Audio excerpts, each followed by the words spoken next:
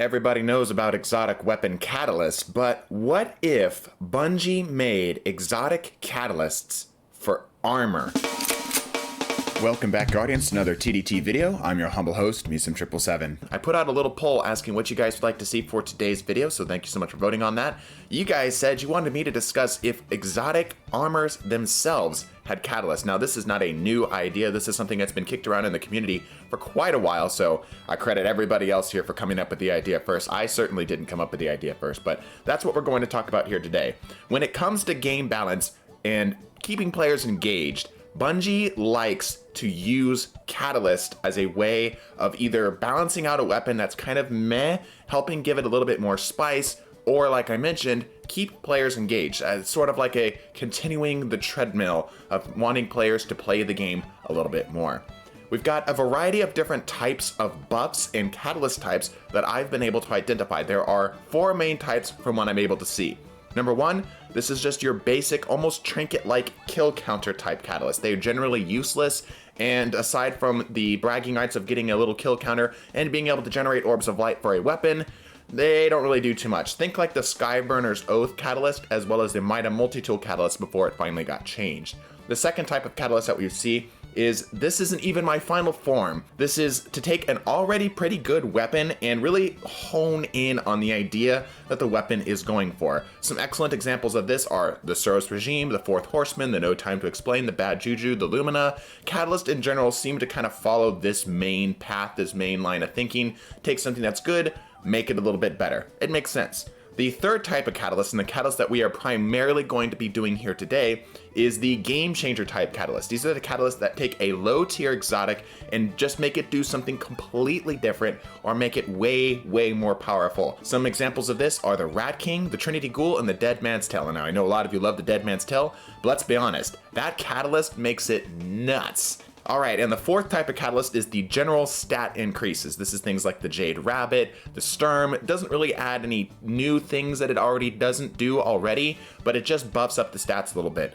Generally with armor, we're not going to be doing this too much, however, there are a few exceptions to that. For today's episode, we've got 5 Warlock exotics that we're going to be taking a look at. If you guys like this series, if you guys like this idea, we'll definitely do more. We might do Hunters or Titans next, so fight it out in the comment section. But today, 5 Warlock armor exotics that we're going to give a catalyst to. Starting with number 1, the Promethium Spurs. These things, on paper, sound like a pretty solid idea. It's supposed to be a mix between giving the Dawnblade the ability to be a damage dealer as well as a support tool. The problem with it is that very rarely are you ever in a circumstance where you want to put this on over other exotics. As it stands right now, when you get a kill with Dawnblade, wherever the kill happened will spawn both an empowering and a healing rift, allowing you to generally stay in the fight. It gives you kind of a mix between playing support and playing offense, as obviously Dawnblade allows you to, kill things, and the support aspect of being able to get a healing and an empowering rift is pretty damn nice.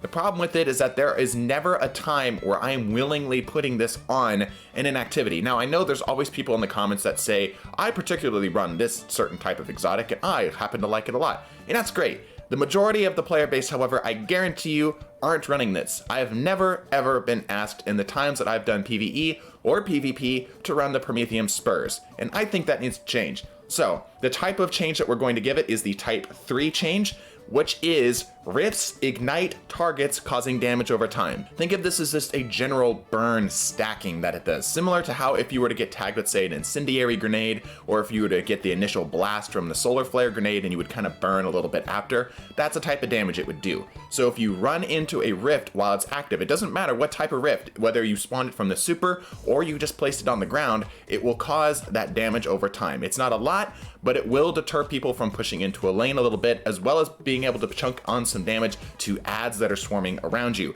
And of course, the beautiful synergy with this is that if you are doing this in your super, you get both of those stacked on top of one another. When you get a kill, it spawns twice the amount of burn damage and allows you to control an area even easier, making it into a pseudo sunspot. As for how to unlock this, what I'm thinking here is to score 100 kills with your Dawnblade while standing in a rift. I think that would be a good way to kind of lean in on the idea of what this exotic is supposed to do, and 100 kills sounds about right. Maybe we could add a little bit more, maybe we could add a little bit less. Honestly, a lot of these numbers for how to actually unlock it are more spitballed. It's more about the idea of what you're actually doing rather than the number value that I end up coming up with. Moving on to number 2, Vesper of Radius. Vesper of Radius is, I've been told, okay in PvE. However, I would never willingly run it. I can't really think of a really solid build that really established this as a really top tier exotic. I could see things maybe with something with the Rift Freeze, but it just needs a little something to kind of push it over. So this is going to be another type 3 change, so a type of change that's going to be a bit of a game changer to this. And this new change that this exotic armor will have with this catalyst is rifts grant weapon haste and movement speed buffs. When you place down one of your Vesper of Radius rifts, as it stands right now, what it does is it summons a shockwave, which will damage enemies nearby. You'll be able to use this as an aggressive movement and support tool. You can place this down into an open lane and allow, let's say, targets in PvP to cross through it, giving them a little bit of a buff to their weapon handling, as well as their movement speed to get into places a little bit easier. This also is, of course, very nice in things like PvE, where this already isn't bad, but now once you add that ability to get that little bit of extra bump in speed and weapon handling, it could be a pretty good support tool. And as for how to actually unlock this catalyst, I'm thinking something simple like kill 100 targets with the rift itself.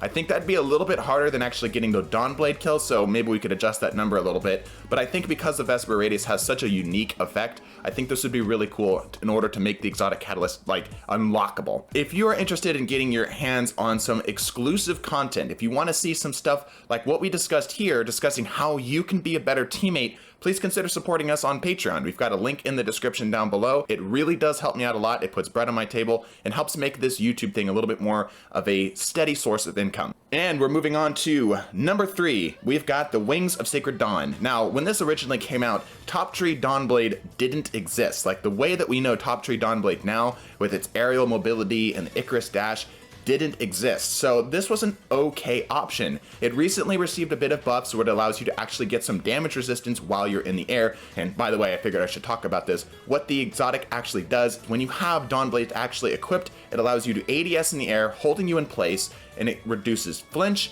incoming damage, and improves your in-air weapon accuracy. Continuing to damage targets increases the duration of this effect. All in all, it's not a terrible idea, but because Top Tree Dawnblade is, well, Top Tree Dawnblade, it's lost its place in the meta a little bit. So I've got a change. It's going to be one of our few times we do a Type 2 change where we actually further the idea rather than completely changing the idea that this exotic is going for. And instead, what this is going to do as this exotic catalyst is kills while in air trigger health regeneration. This would make it a much better tool for actually controlling adds, as well as allowing you to be a little bit more survivable in the air. The problem with this, both in PvP and PvE, is that you are just willingly asking to make yourself a target. Now, of course, they do things like reduce the incoming damage, but that's not enough. That doesn't cut the mustard when we are talking about the amount of damage that you're trying to tank when you're actually equipping these things. Of course, you could consider running this with the Bottom Tree Dawnblade so you could get your health regeneration while you're in the air, and then when you're trying to get out of the air, you can do the Phoenix Dive to get even more health going. I think that this really rounds out the exotic as a whole. And as for how you would actually go about unlocking this, I think something simple like kill X amount of targets, let's say 1,000 because it's not too bad on Top Tree Dawn, while airborne. Not too bad, again, Top Tree Dawnblade already kind of rips through things anyway. So I think that's probably an okay number, and I think that the idea definitely plays into the exotic as a whole. All right, we're down into the final 2. Number 4, we have Winter's Guile. In case you aren't aware, what this does is that as you get melee kills, it increases your melee damage. A very simple idea. This originally came out back when Destiny 2 was pretty young and, Forsaken and all these other new subclasses didn't exist, so this was an okay option. But now that we've gone into a much crazier world, a stasis world, this really, really lacks any punch to it that can really make it a top tier contender. This is going to be another Type 3 change. The exotic catalyst would increase melee knockback when you are at lower health. it increases pretty much linearly to increase the amount of knockback. If you're at absolute minimum health, you have like, let's say 10 to 20 points of health still remaining, like you're within that 10% range of your health still remaining, this I'm thinking would be cool to do the straight up Behemoth Titan yeet somebody across the map with this thing. This would make this still maintain its idea of being a melee king, but also would give it a little bit of crowd control options, as obviously knockback allows you to control a space just a little bit easier. As for how you would actually go about unlocking this catalyst, I'm thinking something simple. Let's say 150, 250 melee kills while you're wearing this exotic. And let's roll on to number 5, Apotheosis Veil. Now, I remember running these things back in D1, and I'm pretty sure they did something different. I can't even remember what they used to do. What they do now is that when you cast your super, it immediately regenerates your health, grenade, and all of your other abilities, as well as when you're near other friendlies, it helps them regenerate their class ability a little bit faster. It doesn't really do either of those things too terribly well. There's never a spot, again, where I'm thinking to myself, man, I really wish I had Apotheosis Veil. What would we do to actually change this? This is going to be the only time this episode we're going to do a type 1 and a type 4 exotic catalyst. Type 1 being the just general increase in kill counter, as well as giving it some orbs of light and such, which you'll see what I mean by that in just a minute, because obviously this is an exotic armor and not an exotic weapon, so anyway, I digress. And type 4 being a general stat increase. The Apotheosis Veil actually has a bit of a hidden stat increase where it will by default always drop with high intellect, which I think is a pretty cool idea. So what the exotic catalyst would actually do is when you fully unlocked it, it would give you a plus 10 to intellect, as well as generally allowing you to generate more orbs of light when you get super kills. I think this would foist this exotic up into the higher tier option for support, as obviously orbs of light are quite powerful, as well as a plus 10 in intellect is nothing to laugh at. That's just a free extra tier of intellect just for running these exotics. As for how to actually unlock this exotic catalyst, something simple. How about like 250 kills with your super? But hey, I hope you enjoyed that. If you're new to the channel, check out the playlist that I will link at the end here. Bless your faces and deuces.